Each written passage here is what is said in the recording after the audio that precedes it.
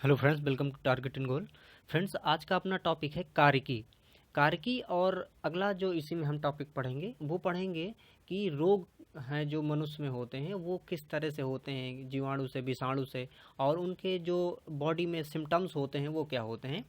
तो ये आज के अपने टॉपिक रहेंगे। इसके पहले जो वीडियो हमने बना है फ्रेंड्स वो भी आप देख लें, और इसके साथ साथ जियोग्राफी है, पॉलिटी है, और अभी एक फ्रेंड ने कहा था कि हिस्ट्री का भी वीडियो बनाए। तो फ्रेंड्स, हम बहुत जल्दी आपको हिस्ट्री का वीडियो भी प्रोवाइड कर देंगे। उसमें से हम एंशियंट हिस्ट्री, मॉडिवल और मॉडर्न तीनों का कवर करने की कोशिश करेंगे। तो चलिए आज का टॉपिक शुरू करते हैं, कार्य की। जब चींटियां काटती हैं तो वे अंतःक्षेपित करती हैं क्या, फार्मिक अम्ल। तो चींटियों के काटने से हमारे शरीर में जो झुंझुनाहट होती है या दर्द होता है वो होता है फार्मिक अम्ल से, क्योंकि ये हमारे शरीर में फार्मिक जो अम्ल है उसको अंतःक्षेपित या अंदर प्रवेश करा देती हैं। इसी प्रकार से जब बर्र या ततैया भी काटती है तो हमें जो पीड़ा होती है वो फार्मिक अम्ल के कारण ही होती है। निःशंस प्राणी कौन सा है? व्हेल। व्हेल निःशंस प्राणी है। और ये देखिए, ऐसा प्राणी है कि जो बच्चे देता है और अपने बच्चों को दूध भी पिलाता है। इसलिए ये अंडयुज से, मतलब कि अंडे वाले प्राणियों से या अंडे देने वालों से अलग है। हृदय, फेफड़ा, यकृत तथा वृक्क में से वह भाग जो शरीर को ताप नियंत्रण करता है वो होता है फेफड़ा। देखिए, जो फेफड़े होते हैं वो ताप नियंत्रण में सहायता करते हैं। इसके साथ साथ जब देखिए निमोनिया हो जाती है किसी को, तो निमोनिया से प्रभावित होने वाला जो अंग होता है वो फेफड़ा ही होता है। जब व्यक्ति को सांस लेने में दिक्कत होती है और फिर व्यक्ति की डेथ भी हो जाती है। समान मनुष्य का जो टेम्परेचर है, तापमान है, वो औसतन 98.6 डिग्री फ़ारेनहाइट होता है, या फिर अगर इसको सेल्सियस में कहें तो वो कितना होगा, 37 डिग्री सेल्सियस। एक्चुअली ये होता है 36.9 के लगभग, है ना, 36.9 के लगभग। तो इसको 37 डिग्री हम लिख देते हैं। निम्नलिखित कथनों पर विचार करना है और फिर हमें बताना है कि कौन से ये सत्य हैं। इसमें है, देखिए, फीताक्रमी उभयलिंगी हैं। तो ये बात सही है। देखिए, जो फीताक्रमी होते हैं ये उभयलिंगी होते हैं। उभयलिंगी का मतलब ये होता है कि एक ही प्राणी में दोनों तरह के लिंग पाए जाने, मतलब कि मादा जननांग भी पाया जाना और पुरुष जननांग भी पाया जाना। तो नर मादा जननांग अगर किसी एक ही प्राणी में पाए जा रहे हैं तो उसे हम उभयलिंगी कहते हैं। जैसे कि केचुआ क्या है, एक उभयलिंगी है। गोल क्रमी के अलग अलग लिंग सेक्स होते हैं। तो ये यहाँ पर ये भी बात सही है, गोल क्रमी में अलग अलग लिंग होते हैं। फाइलेरिया सूत्रक्रमी से होता है, ये भी बात यहाँ पर सही है। और अगला यहाँ पर है कि गिनी क्रमी एनेलिड है, ये यहाँ पर गलत है। जो गेनी क्रमी है, गिनी क्रमी, ये एनेलिड नहीं है।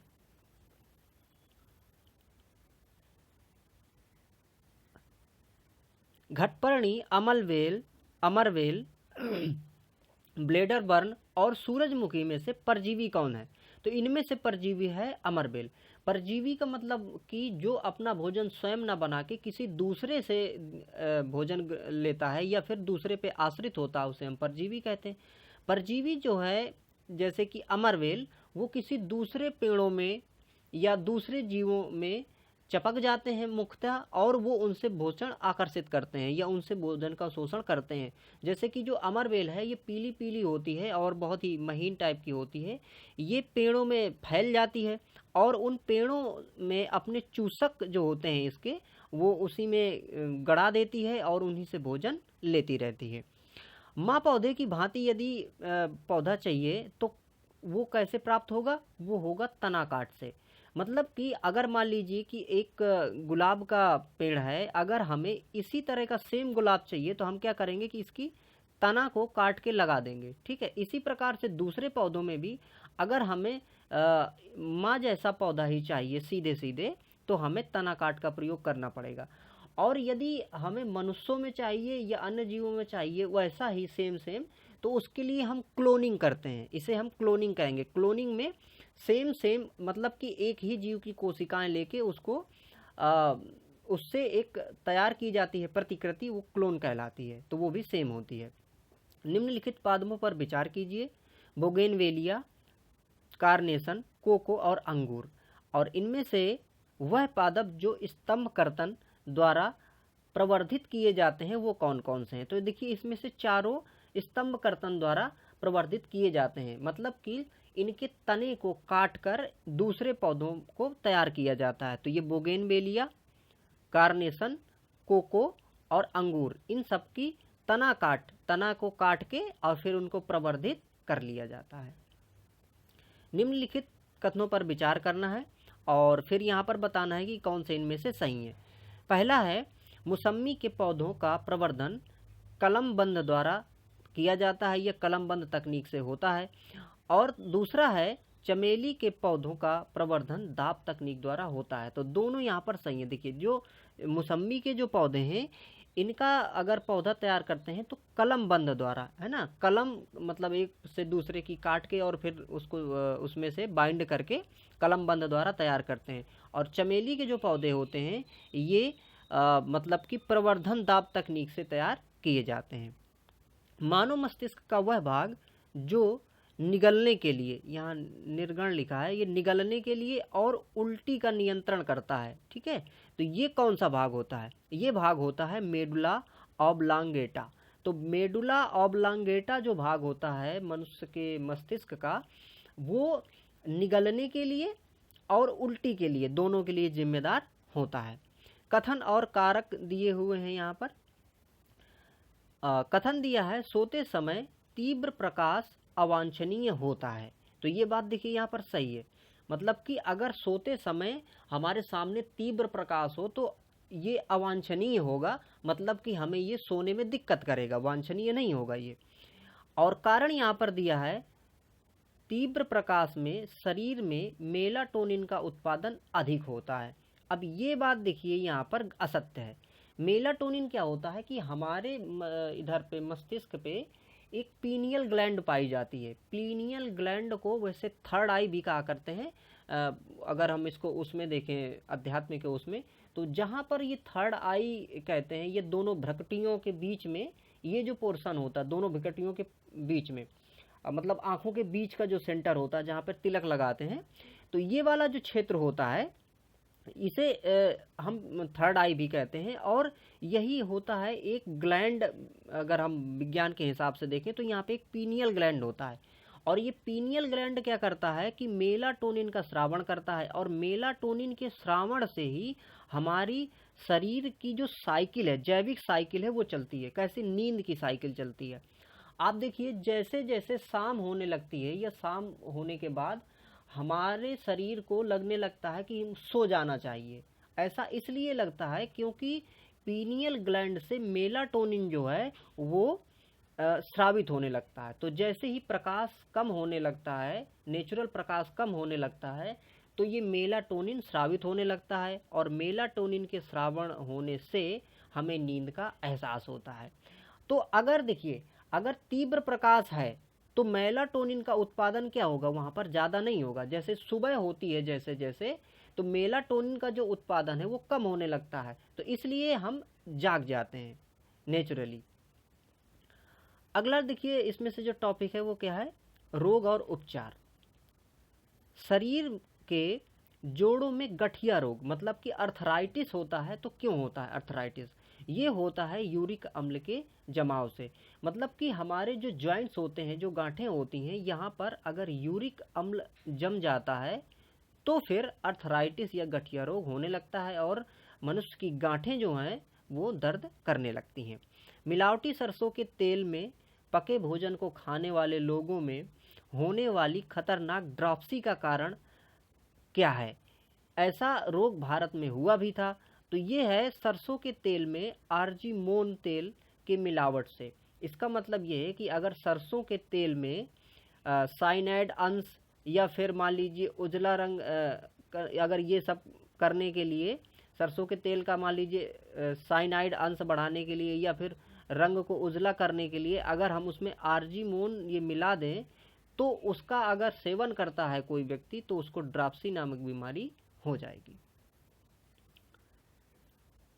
यह एकल कोशिका के रूप में उत्पन्न होता है। एक कथन दिया गया है पूरा, और उस कथन में एक खाली स्थान है, वहाँ पर हमें देखिए भरना है ना, खाली स्थान को भरना है। अब देखिए कथन किस तरह से दिया है, यह एक एकल कोशिका के रूप में उत्पन्न होता है सॉरी, और ऐसे निर्दयी रोग का रूप धारण कर लेता है जिससे प्रतिवर्ष लाखों लोगों की मौत हो जाती है।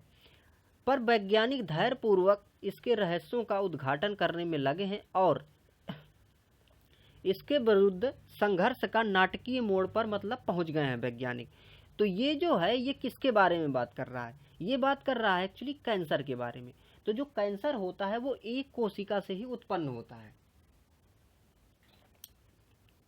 कैंसर क्या है, कैंसर कोशिकाओं की अनियंत्रित वृद्धि होती है। तो कोशिकाओं की अनियंत्रित वृद्धि को कैंसर कहते हैं, जो कि एक सेल से शुरू होता है। जैविक रूप से संश्लेषित नैनो कणों का उपयोग एक नई पारिस्थितिकी मित्र तकनीकी है जिसकी कैंसर उपचार में बड़ी संभावना है। इस तकनीकी में एक पौधे की निचोड़ का इस्तेमाल किया जाता है। उस पौधे का क्या नाम है? तो देखिए जैविक रूप से संश्लेषित जो नैनो कण हैं, इसमें हम पार्थीनियम एक पौधा होता है, इसके रस का प्रयोग करते हैं। तो पार्थीनियम जो पौधा है, इसके रस का प्रयोग से हम नैनो कण संश्लेषित करते हैं और उससे हम कैंसर का उपचार करते हैं। तो ये जो कैंसर का उपचार है, कैंसर के उपचार में पार्थीनियम जो पौधा है ये उपयोगी होता है। और ये उपयोगी इस प्रकार से कि इसको क्या करते हैं कि नैनो कण इसके बना लिए जाते हैं और फिर उसका यूज किया जाता है। एल्कोहल के निरावेशित या निरावेशन के लिए मानव का जो अंग उत्तरदायी है वो है यकृत। जैसे कि जब एल्कोहल व्यक्ति पीता है तो वो एक प्रकार से वो जो विषाक्तता उत्पन्न होती है या उसका निरावेशन अगर करना है, उस विषाक्तता को कम करना है या हटाना है, तो कौन करेगा? यकृत। इसीलिए अगर कोई भी व्यक्ति बहुत ज़्यादा अगर मतलब कि अल्कोहल पीता है तो उसका जो यकृत है वो क्या होने लगता है, लीवर जो है वो डैमेज होने लगता है। तो यकृत या लीवर अगर मान लीजिए कि डैमेज होगा तो धीरे धीरे उसका कारण जो होगा वो यही अल्कोहल होगा, क्योंकि अल्कोहल के निरावेशन के लिए यकृत अपनी क्षमताओं का प्रयोग बार बार करेगा और फिर वो धीरे धीरे क्या हो जाएगा, मतलब रोगग्रस्त हो जाएगा। मलेरिया से प्रभावित होने वाला अंग जो है वो है तिल्ली या प्लीहा। तो मलेरिया से तिल्ली या प्लीहा जो अपना मनुष्य का अंग है वो प्रभावित होता है। प्लाज्मोडियम परजीवी वाहक है मच्छर। देखिए प्लाज्मोडियम जो परजीवी है इसका जो वाहक होता है वो मच्छर होता है, मादा एनाफ्लीज मच्छर होता है। और प्लाज्मोडियम परजीवी जो है इससे हमें मलेरिया हो जाता है। मच्छर, मक्खी तथा जू में से प्लाज्मोडियम परजीवी का वाहक कौन है? मच्छर है। ठीक है, तो ये प्लाज्मोडियम परजीवी जो है ये मच्छर इसको ले जाता है एक मतलब मनुष्य से दूसरे मनुष्य में और ये फिर मलेरिया फैला देता है। मलेरिया तथा डेंगू में ज्वर, मच्छर की काट, मानव प्रजाति तथा मच्छर प्रजाति में उभयनिष्ठ भिन्नता क्या है या उभयनिष्ठ नहीं है या फिर कहें भिन्नता क्या है? तो देखिए ये मलेरिया और डेंगू ये दोनों ज्वर हैं, ये बात ठीक है। मच्छर की काट, मच्छर के काटने से होता है, ये भी बात सही है।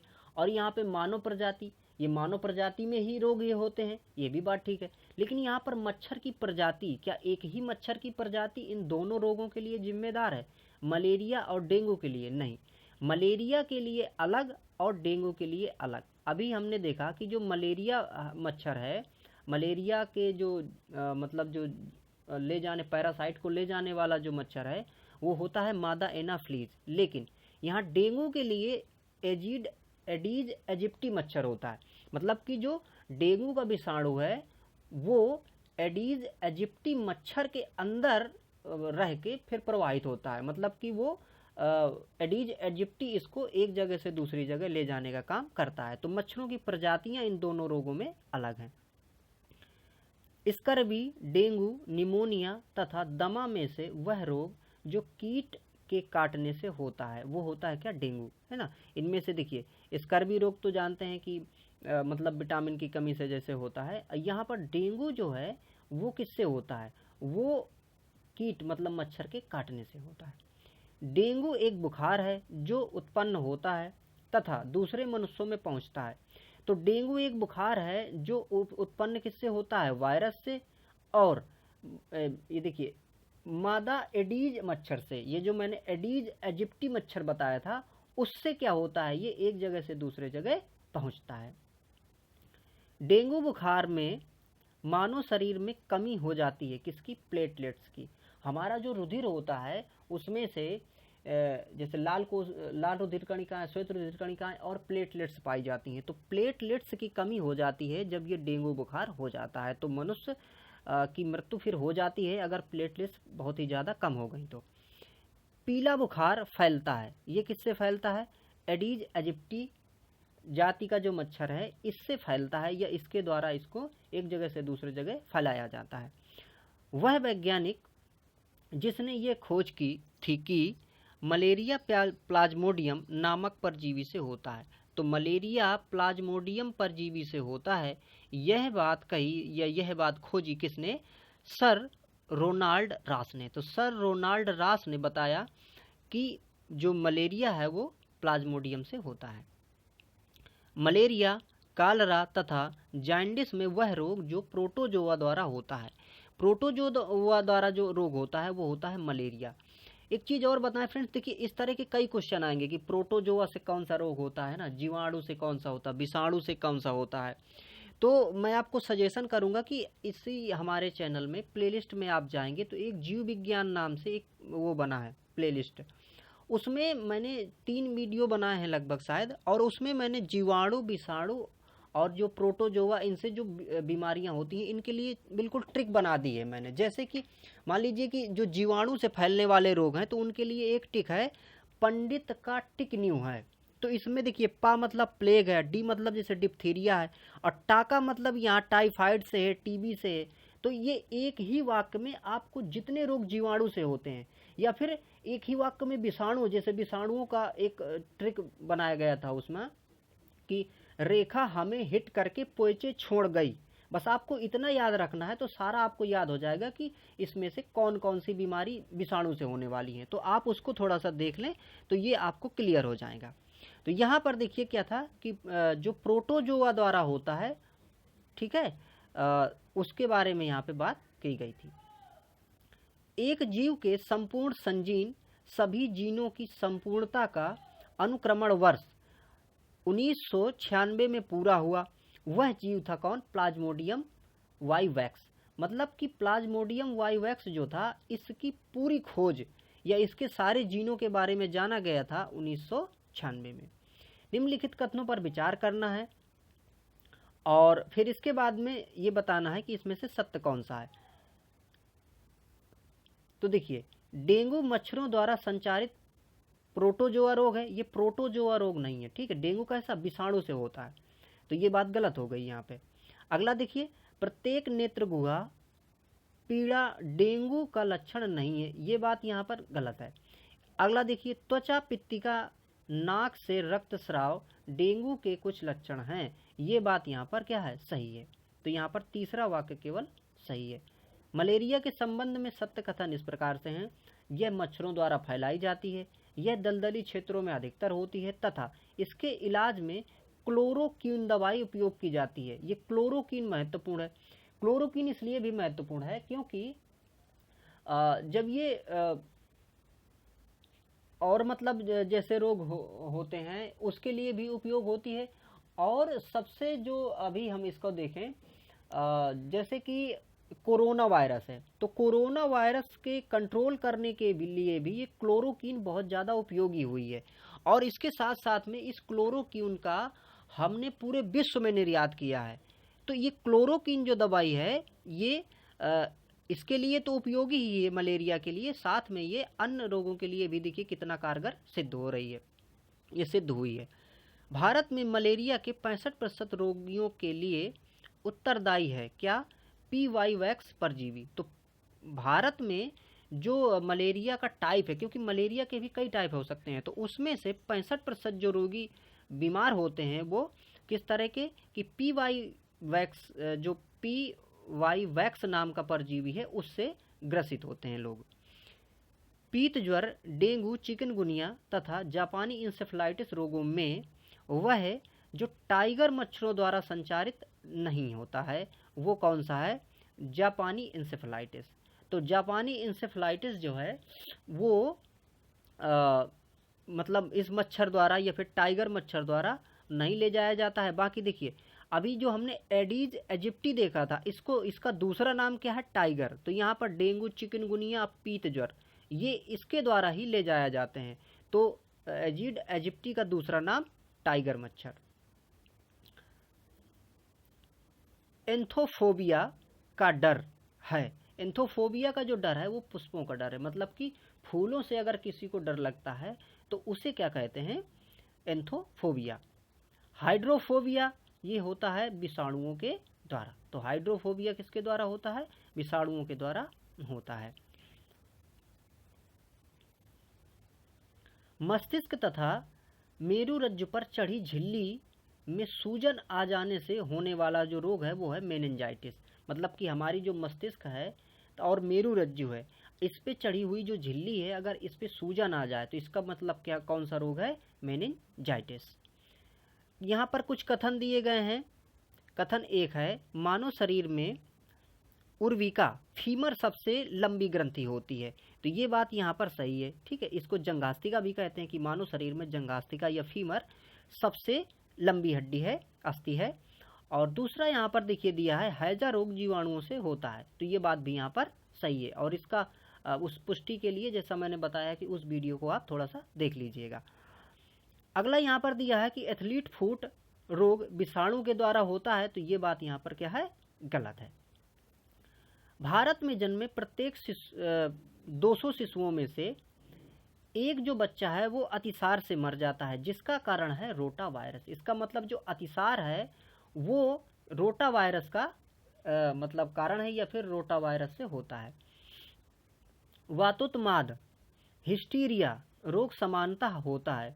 ये होता है जो नवयुवतियां होती हैं या जवान महिलाएं होती हैं उनमें ये रोग होता है। सिलिकोसिस, सिलिकोसिस क्या है? फेफड़े संबंधी एक बीमारी है। यहाँ पर सुमेलित करना है हमें। तो सुमेलन में है रक्ताल्पता, मतलब कि एनीमिया। इसका मतलब होता है कि लौह तत्व की कमी। अगर ब्लड में लोहे की मात्रा कम हो जाती है, आयरन की मात्रा कम हो जाती है तो वो एनीमिया हो जाता है। गला घोंटू या ग्वाइटर जो है ये आयोडीन की कमी से होता है, गले में होने वाला रोग है। रतौंधी यानी रात में जैसे कम दिखता है, नाइट ब्लाइंडनेस, तो ये विटामिन ए की कमी से होता है। और बेरी बेरी जो रोग है वो विटामिन बी की कमी से होता है। घेंघा रोग किससे? ये आयोडीन की कमी से होता है। आयोडीन उन बीमार व्यक्तियों को दिया जाता है जो पीड़ित हैं किससे? घेंघा रोग से। उन देशों में जहाँ के लोगों का मुख्य खाद्यान्न पालिश किया हुआ चावल होता है वो लोग पीड़ित हो जाते हैं अधिकांशतः से बेरी बेरी रोग से।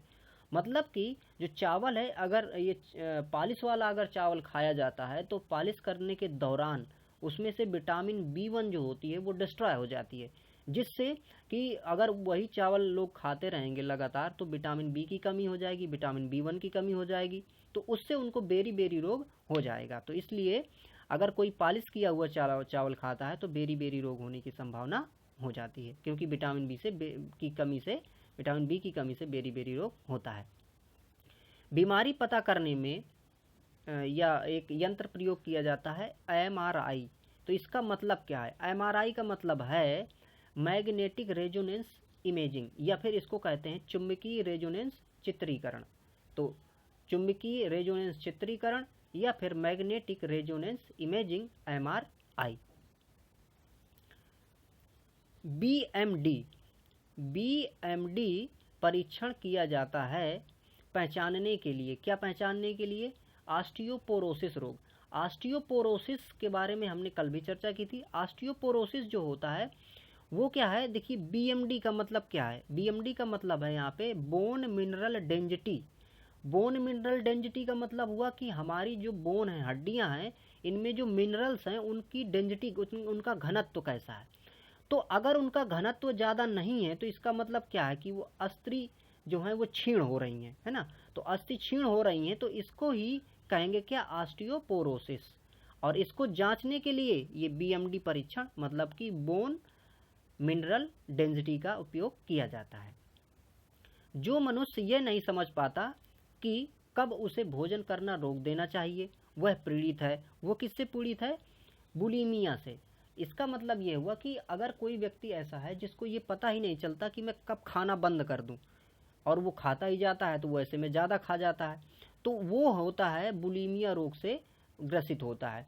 देखिए, जब भी हमें भूख लगती है तो भूख लगने में हमारे मस्तिष्क को एक संकेत पहुंचता है, और जैसे मनुष्य को संकेत पहुंचता है मस्तिष्क को, तो वो पेट में थोड़ा एक ऐसी कंडीशन पैदा कर देता है कि हमें भूख का एहसास होने लगता है, मतलब भूख की हमें थोड़ा सा पीड़ा समझ में आने लगती है। तो ये जो है, ये अगर कोई व्यक्ति को नहीं समझ में आ रहा है, इसका मतलब वो फिर ये काम नहीं कर पा रहा मस्तिष्क उसका सही से, और उसका मतलब हुआ कि उसको बुलिमिया रोग है। भोजन विषाक्तता का कारण क्या है? ये होता है सैल्मोनेला बैसिलाई। तो सैल्मोनेला बैसिलाई भोजन के विषाक्तता का कारण होता है। भोजन का विषाक्त होना उत्पन्न होता है, ये कैसे? ये होता है क्लोस्ट्रीडियम के संदूषण से। तो क्लोस्ट्रीडियम के संदूषण से भी भोजन की विषाक्तता उत्पन्न हो जाती है। अर्गाटात्पय उपभोग होता है संदूषित अन्न से, मतलब कि अगर कोई प्रदूषित खाना खा रहा है, दूषित खाना खा रहा है, तो उसको अर्गटात्पय हो जाएगा। सॉरी। इटाई रोग देखिए क्या है। इटाई जो रोग होता है वो होता है कैडमियम के दीर्घकालिक विषाक्तन से, मतलब कि अगर कैडमियम शरीर में पहुंच जाता है ज़्यादा, तो क्या करेगा वो? इटाई रोग कर देगा शरीर में। शरीर में वह स्थिति जिसे कैंसर कहते हैं, वो क्या है?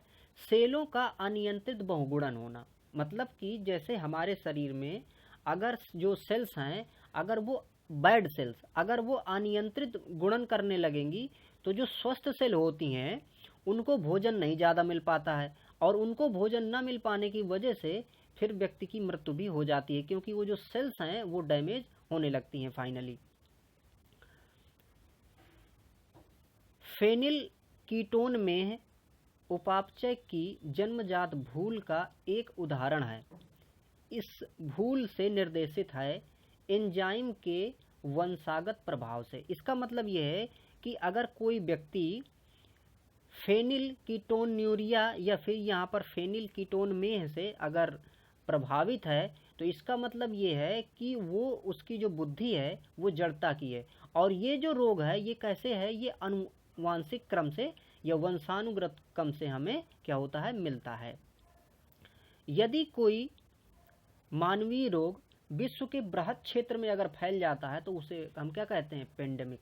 जैसे कोरोना क्या है? कोरोना एक पेंडेमिक है, क्योंकि ये विश्व के अधिकांश क्षेत्र में फैल गया। तो अगर कोई रोग विश्व के बृहद क्षेत्र में फैल जाता है तो उसे क्या कह देते हैं? पेंडेमिक।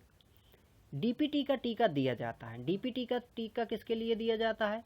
डिप्थीरिया, कुकुर खांसी, टेटनस की सुरक्षा के लिए। तो इसके लिए दिया जाता है डीपीटी का टीका।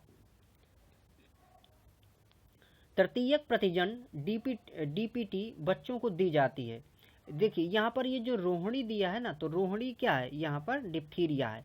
तो ये रोहिणी यानी कि डिप्थीरिया, कुकुर खांसी और टिटनेस, इसके लिए दिया जाता है। डीपीटी का काम जो टीका है वो नहीं दिया जाता पोलियो में। पोलियो की तो खुराक दी जाती है अलग से।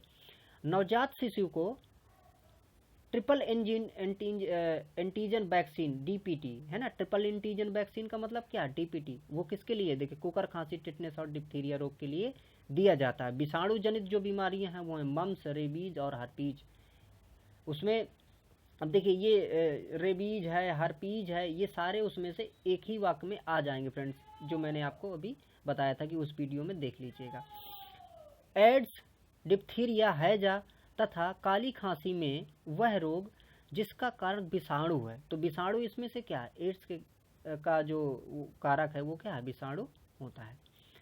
ब्लू बेबी नामक प्रदूषणकारित बीमारी होती है पेयजल में नाइट्रेट की अधिकता के कारण। मतलब कि अगर पेयजल में नाइट्रेट अधिक मात्रा में उपस्थित है तो ब्लू बेबी रोग हो जाएगा।